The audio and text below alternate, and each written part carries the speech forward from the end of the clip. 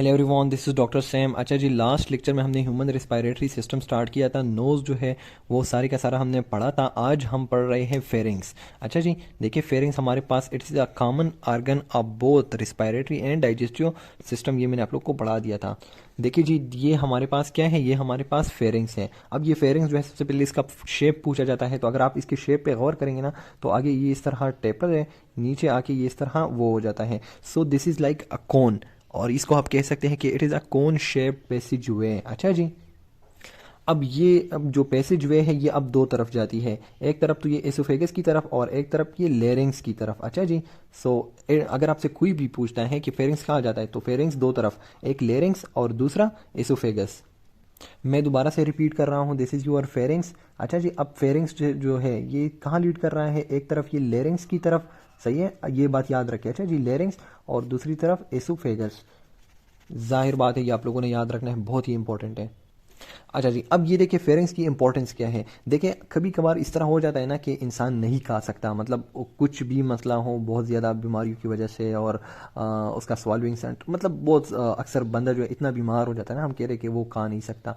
तो क्या कर देते हैं हम, मेडिकली अगर हमें ज़रूरत पड़े तो हम यहाँ से एक ट्यूब, अच्छा जी इस तरह एक ट्यूब के ज़रिए जो है खुराक को यहाँ पर फेरिंग्स के अंदर भेज देते हैं। देखें, ये रास्ता वैसे नॉर्मली तो ये किस चीज़ के लिए था, सांस लेने के लिए, लेकिन इसके ज़रिए हम खुराक भी दे सकते हैं। यहाँ से एक ट्यूब के ज़रिए जो है खुराक पास कर देते हैं, खुराक यहाँ पर आ जाएगा। खुराक जैसे ही यहाँ पर आ जाता है ना, खुराक जैसे ही मतलब फेरिंग्स में आ गया, तो जो रिस्पायरेटरी वो ऑलरेडी खुद क्लोज अप हो जाएगा, बंद हो जाएगा, और इस फेगस के अंदर खुराक जो है वो चला जाएगा। तो एक तो ये इंपॉर्टेंस है, ये कॉमन है ना, तो कॉमन है तो इसलिए इसकी जो इंपॉर्टेंस है वो ये है कि हम रिस्पायरेटरी के जरिए खुराक भी दे सकते हैं। अच्छा जी, अब दूसरा इंपॉर्टेंस देखे, ये तो एक हो गया, ये रास्ता अगर बंद हो गया तो इसके जरिए खुराक हम दे देते हैं। अब अगर ये रास्ता बंद हो गया नोज़ वाला, तो बहुत सारे लोग हैं जो अपने मुंह से सांस ले लेते हैं। मोस्टली उनका नाक बंद हो जाता है जब हम बीमार हो जाते हैं या किसी को डीएनएस का प्रॉब्लम हो। तो फिर हम जो है मुंह के ज़रिए, या फिर हम बहुत ज़्यादा भाग रहे हो, दौड़ रहे हो, उस दौरान हमारा ये जो नोज़ वाला पाथ है तो ये इतना ज़्यादा वो नहीं होता, एडिकेट नहीं होता। तो हम क्या कर देते हैं, हम मुंह के ज़रिए सांस ले लेते हैं।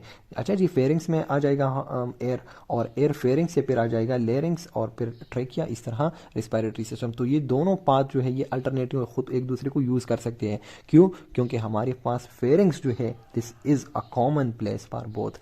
तो ये एक बहुत ज़्यादा इंपॉर्टेंस है, कुदरत ने फेरिंग्स को बीच में बनाया हुआ है। अच्छा जी, अब आप लोगों का फेरिंग्स जो है वो क्लियर हो गया। फेरिंग्स के अंदर इतना ज़्यादा डिटेल आप लोग का नहीं दिया हुआ कि ओरो फेरिंग्स कौन सा है, नेजो फेरिंग्स कौन सा है, लेरिंजियो फेरिंग्स, बस छोड़ दें आप उन चीज़ों को, आप लोग की इंपॉर्टेंस की नहीं है। फेरिंग्स आप लोग का क्लियर हो गया। आगे हम पढ़ लेते हैं लेरिंग्स।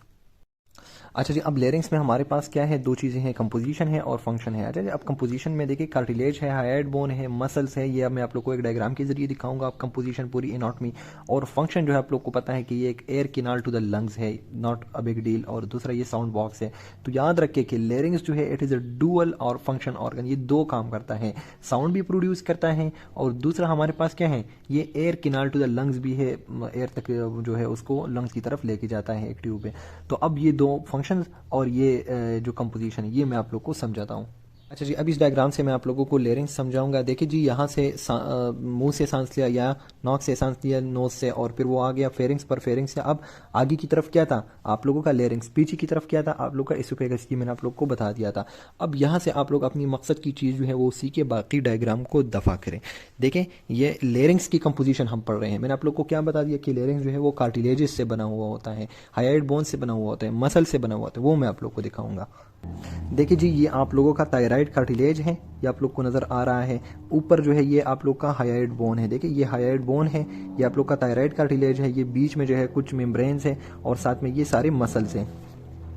देखिए जी, ये डायग्राम बहुत इजी है। ये इससे आप लोग को, ये बंदा आगे की तरफ देख रहा है ना, तो ये हमारा क्या है, ये उसका थायराइड कार्टिलेज है। अच्छा जी, ये वाला ये बड़ा सा ये थायराइड कार्टिलेज है। ये ऊपर हाइड बोन है, और ये जो है उसका थायरो हाइड मेम्ब्रेन है, और मतलब इस बीच में जो है ये सारे का सारा एक ट्यूब है। अब ये आप लोग का सारे का सारा लेरिंग्स है। तो लेरिंग्स असल में किस चीज़ से बना हुआ है, कार्टिलेज से बना हुआ है, हाइड बोन से बना हुआ है, और मसल्स से। मसल्स मैंने आप लोग को दिखा दिया, यहाँ इस डायग्राम में रिमूव किए गए हैं, लेकिन आप लोग देख सकते हैं कि हमारे पास इसमें बहुत ज़्यादा मसल्स हैं। सॉरी, इस डायग्राम में भी नहीं है। ये वाला डायग्राम अगर आप लोग देखेंगे ना, तो देखें ये आप लोग का जो मैंने अभी थायराइड वो दिखा दिया, ये आप लोगों के मसल्स हैं। तो अभी आप लोग कोई मसल्स और ये सारे नाम ये बस आप लोगों ने देखनी है जस्ट। अच्छा जी, अब ये जो कार्टिलेज के प्लेट्स आप लोग को नज़र आ रहे हैं, तो कुदरत ने क्यों इस तरह एक ट्यूब सा क्यों नहीं बनाया, इतने सारे प्लेट्स बनाने की क्या ज़रूरत थी?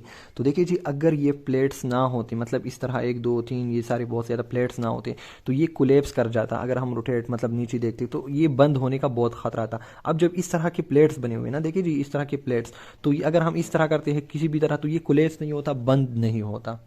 और फिर क्या किया है कुदरत ने इन प्लेट्स को मेम्ब्रेन्स के जरिए जो है अटैच किया हुआ है। देखिए जी, ये एक प्लेट है, ये दूसरा प्लेट है, इनके दरमियान जो है एक मेम्ब्रेन सी बनाई हुई है, आप लोग को नज़र आ रही है। और साथ साथ में ना इनको मसल्स ने भी कवर किया हुआ है, जो इस डायग्राम में नहीं है। देखें तो कार्टिलेज प्लेट्स, अच्छा जी, और इसको फिस्टन्ड किया हुआ है किसने? मेम्ब्रेन्स ने और मसल्स ने, जो कि कोलेप्स को प्रिवेंट करता है। अच्छा जी, अब मैं आप लोग को वोकल कॉर्ड्स जो है स्पेशली उसका आसान सा वो बता देता हूँ कि ये आप लोग का म्यूकस मेम्ब्रेन इस तरह आता है। अच्छा जी, अब ये हॉरिजॉन्टली इस तरह आ जाता है, देखें हॉरिजॉन्टली इस तरह, दूसरी तरफ भी आप लोग देखें ये इस तरह हॉरिजॉन्टली आ जाता है। अब ये जो हॉरिजेंटली जो म्यूकस मेम्ब्रेन स्ट्रेच हुई है, ये आप लोगों के वोकल कॉर्ड्स बना देते हैं। प्रॉपर डायग्राम तो ये नहीं है, आप लोग के लेवल पे इतना ही काफ़ी है कि मतलब जब भी वो करता है तो ये वाइब्रेट करते हैं। अगर यहाँ से हम सांस सॉरी वो जब भी कोई वो बात करना चाहता है या बात करता है तो ये इस तरह वाइब्रेट करते हैं, जिसकी वजह से साउंड प्रोड्यूस होता है। आगे आप लोग को डिटेल में जाने की कोई ज़रूरत नहीं है। Mucous membrane stretch horizontally across the larynx, और वो बना देता है आप लोग का वोकल कॉर्ड, जिससे साउंड प्रोड्यूस होता है। बाकी डिटेल में आप लोग फिर बाद में एमबीबीएस में आके आप लोग जाना। अच्छा जी, अब लेरिंग्स भी हो गया, अब आप लोग आ रहे हैं ट्रिकिया की तरफ। ट्रिकिया क्या है? देखिए जी, सेम टू सेम वो जो मैंने आप लोग को अभी पढ़ा दिया। देखें ये आप लोगों के सारे सारे वो कार्टिलेज प्लेट्स और ये सारी चीज़ें हैं। उसके बाद जो है हमारे पास नीचे आके हमारे पास क्या स्टार्ट हो जाता है? ट्रिकिया स्टार्ट हो जाता है, बिल्कुल कंटिन्यूएशन है। अच्छा जी, ऊपर क्या है ट्रिकिया का?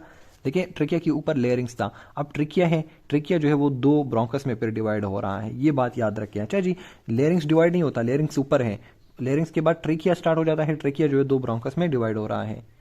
अच्छा जी, अब आप लोगों का ट्रिकिया जो है उसमें याद करने वाली ये रट्टी वाली दो तीन चीज़ें हैं आप लोगों ने याद रखनी है। देखिए सबसे पहले कि ये क्या है, ये 10 to 12 सेंटीमीटर लॉन्ग है। लेंथ इसकी क्या है? 10 to 12 सेंटीमीटर इस तरह लेंथ। अच्छा जी, अब और ये वाइड इसकी विड्थ जो है वो कितनी है, मतलब इसका जो ल्यूमन है वो कितना है? वो 2 सेंटीमीटर वाइड है। अच्छा जी, तो 10 to 12 centimetre length and 2 centimetre wide, ये बातें आप लोग याद ही रखिए।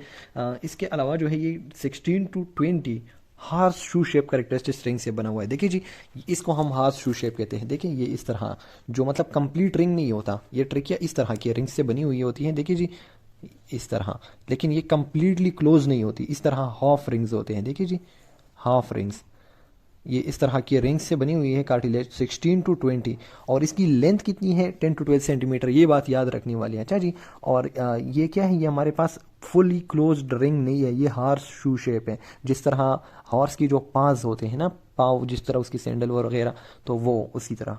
अगर आपसे कोई पूछता है कि ये रिंग जो है ये किस तरफ ओपन है, तो ये पीछे की तरफ, बैक की तरफ ये ओपन है, आगे की तरफ ये क्लोज्ड है। अच्छा जी, बैक की तरफ ये क्या है? ये ओपन है। बाकी जो है इसमें कुछ भी मुश्किल नहीं है। अगर हम ट्रिकिया को अंदर की तरफ देख लेंगे ना, अच्छा देखें ये हम ट्रिकिया को अंदर की तरफ देख रहे हैं, बीच में से हमने ऊपर से ये वो हटा दिया, तो जाहिर बात है इसकी म्यूकस मेम्ब्रेन होती है। अच्छा जी, क्या होता है? ये सिलिएटेड म्यूकस मेम्ब्रेन है, यहाँ पर भी सीलियास पड़े हुए हैं, सीलियास, और वो सीलियास क्या कर रही है? फिल्ट्रेशन कर रही है। साथ साथ में नोज़ में जो कुछ भी मैंने आप लोग को पढ़ा दिया ना, मॉइस्चराइजेशन, मतलब सिलिएटेड म्यूकस मेम्ब्रेन है ना, और साथ में ब्लड भी यहाँ पर पड़ा हुआ है। तो जो जो फंक्शन मैंने आप लोग को नोज़ में पढ़ा दिए कि मतलब फिल्ट्रेशन आप एयर कर रहा है, साथ साथ में ये मॉइस्चराइजेशन कर रहा है, एयर को गर्म कर रहा है, वो सारे के सारे फंक्शन जो है वो ट्रिकिया भी कर रहा है। और अगर आप लोग इस तरह काउंट कर लेंगे ना कि 1 2 3, तो इस तरह 16 हार्स शू शेप के कार्टिलेजेस है, 10 to 12 सेंटीमीटर की लेंथ है, 2 सेंटीमीटर इसकी वेथ है। अच्छा जी, अच्छा अब ट्रेकिया के बाद हमारे पास क्या आ रहा है? हमारे पास ये देखिए जी, ट्रेकिया भी आप लोगों का क्लियर हो गया। अब हमारे पास आ रहा है ब्रोंकिया या ब्रोंकस। अच्छा जी, अब देखिए ये दो ब्रोंकस में डिवाइड हो रहा है, एक राइट है और एक लेफ्ट है। जो राइट है ना, ये आप लोग देखिए ये इसका ल्यूमन जो है बहुत ज़्यादा बड़ा है। देखिए जी as compare to left, left वाला जो है वो छोटा सा पाइप है और राइट वाला जो है बड़ा पाइप है। अच्छा जी, अब देखें ये हमारे पास इतना छोटा सा है, मतलब इसकी लेंथ जो है वो छोटी है, मतलब एक मोटा और वो जो है उस तरह का है। देखिए जी डायमीटर बड़ा है लेकिन बहुत छोटा सा है। देखिए यहाँ तक ख़त्म हो जाता है, यहाँ से स्टार्ट हो जाता है, यहाँ ख़त्म हो जाता है। लेकिन जो लेफ्ट है ना, वो क्या है, उसका डायमीटर कम है लेकिन वो बहुत ज़्यादा लेंथी है। तो ये डायग्राम आप लोग के जहन में होना चाहिए। मैं डायग्राम से इसलिए पढ़ा रहा हूँ क्या ये चीज़ आप लोग के जहन में बैठ जाए। बुक से तो आप लोग पढ़ लेंगे, वो तो कोई इश्यू नहीं है, लेकिन समझाना असल में इस तरह आप लोग जो है बोलेंगे नहीं। सो इसकी लेंथ ज़्यादा है, मोटा वो जो है डायमीटर जो कम है, इसकी डायमीटर ज़्यादा है लेकिन ये क्या है, ये बहुत ज़्यादा शॉर्ट है। तो राइट और लेफ्ट में जो है ये आप लोग ये चीज़ याद रखें। बाकी इसका जो स्ट्रक्चर है ना ब्रोंकाई का, लेफ्ट और राइट का, ये भी ट्रिकिया की तरह है। उसी तरह के हार्ट शू शेप जो है वो बने हुए हैं, कार्टिलेजेस है साथ साथ में, जिस तरह म्यूकस मेम्ब्रेन और ये सारा कुछ स्ट्रक्चर जो है कम्प्लीटली उसी तरह है। लेकिन जो बातें मैंने आप लोग को बता दी है वो आप लोग याद रखें। अच्छा जी, ब्रोंकस के बाद हमारे पास क्या आ रहा है, ब्रोंक्यूल्स आ रहे हैं। अब ये ब्रोंक्यूल्स क्या कर रहे हैं, इनके अंदर जो है कार्टिलेजेस नहीं होते, लेकिन इनके अंदर स्पेशली क्या होते हैं, स्मूथ मसल्स होते हैं। और वो स्मूथ मसल जो है ना वो इस तरह कॉन्ट्रैक्ट करते हैं। देखिए जी, स्मूथ मसल इस तरह, ल्यूमन कम ल्यूमन ज्यादा, देखिए जी, ल्यूमन कम ज्यादा। तो इसी तरह ये एयर कंट्रोल कर देता है। अगर ये जो देखें, ये हमारे पास जो ब्रोंक्यूल्स है, अगर ये इस तरह अपना ल्यूमन कम कर देते हैं ना, मसल कॉन्ट्रैक्ट करते हैं, स्मूथ मसल है, तो फिर एयर जो बहुत कम जाएगी। अगर इसी तरह कर देते हैं तो एयर बहुत ज्यादा। तो ये जो है ये एयर की डिस्ट्रीब्यूशन और रेगुलेशन कर देते हैं। अगर हमारे पास, मैं कह रहा हूँ कि लंग्स की ऊपर की जानिब जो है एयर कम जाए तो ये क्या करेगा, ये खुद को कॉन्ट्रैक्ट करेगा। अच्छा जी, और अगर मैं चाहता हूँ कि नीचे की तरफ ज़्यादा जाए तो ये क्या करेगा, ये रिलैक्स करेगा। तो ये रेगुलेटर्स टाइप के हैं कि मतलब इस तरफ ज़्यादा जाने चाहिए, इस तरफ कम। लंग्स का ऊपर जो है अगर ये हिस्सा ख़राब हुआ है ना तो ये क्या करेगा, ये खुद को कॉन्ट्रैक्ट करेगा ताकि ख़राब जगह ज़्यादा हवा ना जाए और जो ठीक वाली जगह है वो हवा ज़्यादा एयर जाए, ताकि यहाँ पर प्रॉपरली हमें बॉडी में ऑक्सीजन जो है वो जा सके। अच्छा जी, तो ब्रोंक्यूल्स के बारे में ये सारी बातें आप लोग को याद होनी चाहिए कि ये स्मूथ मसल से बना हुआ होते हैं। इसमें कार्टिलेजेस नहीं होते, जिस तरह हमारे पास ब्रोंकस में, ट्रिकिया में, लेरिंग्स में कार्टिलेजेस थे, तो इसमें कार्टिलेजेस नहीं होते। अच्छा जी, ये 1 mm or less in diameter होते हैं, mostly compose of smooth muscle. अच्छा जी, और दूसरा हमारे पास क्या है, इसकी जो इपिथीलियम है वो क्या है, वो सिलिएटेड क्यूबाइडल इपिथीलियम है। तो इस चीज़ को मैं ज़रा सा एक्सप्लेन कर देता हूँ। देखिए जी, ये हमारे पास एक वो है ब्रोंक्यूल है और इसको मैंने यहाँ पर ड्रा करना है। अब मैंने, देखिए जी, ये मैंने ड्रा किया इस तरह बड़ा करके, अच्छा जूम करके। इसकी जो इपिथीलियम है, देखिए ये इपिथीलियम होता है, देखिए ये हमारे पास क्या है, ये इपिथीलियम है। ये इसका जो बिल्कुल अपर वाला वो जो सेल्स होते हैं जो जिसने इसको बनाया हुआ होता है ना, ये इपिथीलियम है। अब देखिए ये इपिथीलियम जो है किस चीज़ से बने हुए हैं, ये क्यूबाइडल सेल है। क्या है, क्यूबाइडल, बिल्कुल क्यूब जैसे।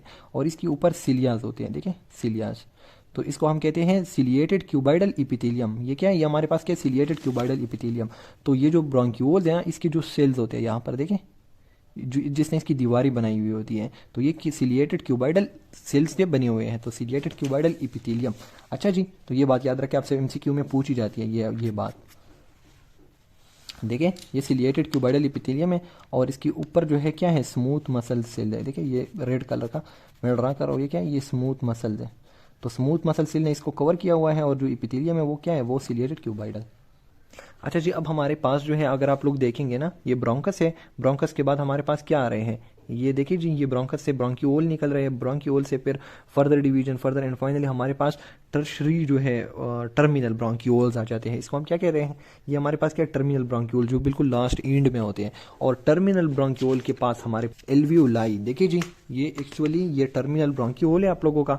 और टर्मिनल ब्रोंक्यूल जो है उसके पास हमारे, देखिए जी, ये क्या आ रहा है, ये आप लोगों की एल्वियोलाई है। देखें ये एल्वियोलाई में ओपन हो रहा है। अब एल्वियोलाई जो है हमारा लास्ट चीज़ है जिसको हम पढ़ेंगे। उसकी जो आप लोग को पता है कि डिफरेंट उस किस तरह गैसियस एक्सचेंज जो है वो होता है इन द एल्वियोलाई। और इसकी जो वॉल थिकनेस है वो बहुत कम है। इसकी जो वॉल थिकनेस है ना, ये अगर हम मेजर करेंगे तकरीबन ये आ रहा है हमारे पास 0.1 माइक्रोमीटर, बहुत ज़्यादा कम है। और इसमें बहुत ज़्यादा, देखिए जो कैपिलरीज आप लोग को नज़र आ रही है ना, देखिए नेक्स्ट डायग्राम में मैं आप लोग को दिखा रहा हूँ, ये देखें, ये कैपिलरी बेड जो है एल्वियोलाई के ऊपर बना हुआ है। और अब एल्वियोलाई के अंदर जो है हमारे पास एयर जो है आ चुकी है और वो एयर जो है इस हमारे पास जो नॉर्मली है ब्लड के अंदर आएगा। किस तरह आएगा तो मैं ड्रॉ कर रहा हूँ यहाँ पर, आप लोग देखें, ये आप लोगों का एल्वियोलाई है सपोज करें। अच्छा जी, और ये आप लोग का जा रहा है ब्लड वेसल। तो अब इतने सारे ब्लड वेसल एल्वियोलाई के ऊपर पड़े हुए हैं, तो ऑक्सीजन जो है यहाँ पर हाई कॉन्सेंट्रेशन में होता है O2, तो वो ब्लड के अंदर आ जाएगा। और ब्लड के अंदर हमारे पास क्या है, CO2 है in the high concentration, to diffusion के जरिए वो एल्वियोलाई एंड फाइनली एक्सपायर। तो ये सारे का सारा कुछ जो है वो यहाँ पर इस गुच्छे के अंदर होता है। So this is all your respiratory system. अच्छा जी, कुछ इंपॉर्टेंट चीज़ें हैं एल्वियोलाई के हवाले से। ये जो एल्वियोलाई है ना, इसमें स्क्वेमस एपिथेलियम होता है। स्क्वेमस एपिथेलियम इस तरह के फ्लैट सेल्स से बने हुए होते हैं। देखिए जी, ये फ्लैट सेल है एक, ये आप लोगों का फ्लैट सेल है स्क्वेमस। मतलब ये कि एक सिंगल लेयर ऑफ सेल से बना हुआ होता है। तो सिंगल लेयर ऑफ सेल से हमें क्या फायदा होगा? ये क्या है? स्क्वेमस एपिथेलियम इसको हम कहते हैं। ऊपर मैंने आप लोगों को क्यूबाइडल, सिलिएटेड क्यूबाइडल एपिथेलियम का बता दिया, वो याद रखे ब्रांक्यूल्स के अंदर। लेकिन जब हम एल्वियोलाई के लेवल पे आ जाते हैं तो स्क्वेमस। स्क्वेमस क्यों? ये फ्लैट सेल से बने होते हैं, फ्लैट सेल। और फ्लैट सेल का ये फायदा होता है ना कि इससे इजीली हमारे पास क्या होता है? डिफ्यूजन होता है बहुत ज़्यादा। मैंने आप लोग को बता दिया था फर्स्ट लेक्चर में कि respiratory surface must be permeable. अच्छा जी, तो अगर ये स्क्वेमस फ्लैट सेल ना होते और मोटे मोटे सेल्स होते तो फिर क्या होता? इजीली डिफ्यूजन नहीं होती ना। तो आप लोग याद रखें कि एल्वियोलाई हमारे पास फ्लैट सेल या स्क्वेमस सेल्स जो है उसकी इपिथेलियम होती है, ये जो इपिथेलियम है। अच्छा जी, इसके अलावा जो है हमारे पास जो एल्वियोलाई है इसके अंदर क्या होते हैं? कोलेजन होते हैं। देखिए जी, कोलेजन प्रोटीन है, देखिए कोलेजन। और ये कोलेजन जो है ये क्या कर रहा है? जब यहाँ पर एयर आ जाएगा तो इस तरह एक्सपेंड करेगा। ये अगर एल्वियोलाई है ना, तो एयर अंदर की तरफ आ जाता है तो एल्वियोलाई क्या करता है? इस तरह गुब्बारे की तरह हो जाता है, एक्सपेंड कर देता है। और फिर हमारे पास जो क्या है, इस तरह रिकॉइल, लंग्स कंटिन्यूसली क्या कर रहे हैं? इस तरह इस तरह, मतलब एक्सपेंड कर रहे हैं और कॉन्ट्रैक्ट कर रहे हैं। तो ये किस चीज़ की वजह से हो रहा है? कोलेजन की वजह से। ये एक्सपेंड भी कर सकता है और रिकॉइल दोबारा से। तो ये सारे का सारा जो है ये कोलेजन की वजह से। तो आप लोगों को ये चीज़ें जो है पता होनी चाहिए कि कोलेजन एंड स्क्वेमस एपिथेलियम और 1 माइक्रोमीटर ये क्या है? ये एल्वियोलाई के साथ एसोसिएटेड कैरेक्टरिस्टिक्स हैं। सो इसी तरह आप लोग का गैसियस एक्सचेंज जो है वो कंप्लीट हो गया। इंशाल्लाह see you in the next lecture.